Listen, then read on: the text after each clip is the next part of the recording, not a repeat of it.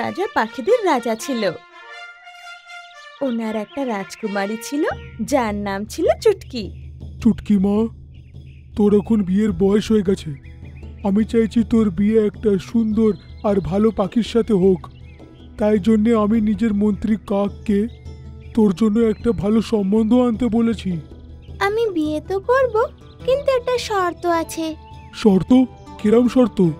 আমার শর্ত হলো, যার সাথে আমার বিয়ে হবে তাকে খুব বাহাদুর হতে হবে, দ্রুত উড়তে হবে, আর দূরের জিনিস দেখতে পাবে, যে ভবিষ্যতে আসা বিপদকে বুঝতে পারবে।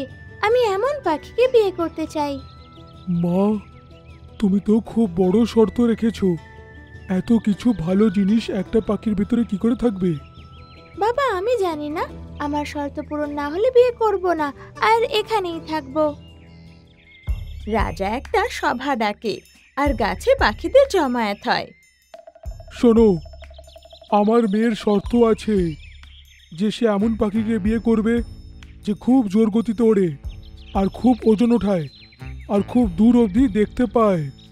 আপনার মেয়ের শর্ত তো ঠিক আছে, কিন্তু এমন পাখি কোত্থেকে আনবো যার এর সব গুণ আছে?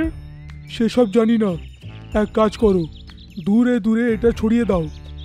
যে সব থেকে সাহসী হবে সে আমার কাছে এসে নিজেকে প্রমাণ করে মেয়েকে বিয়ে করবে।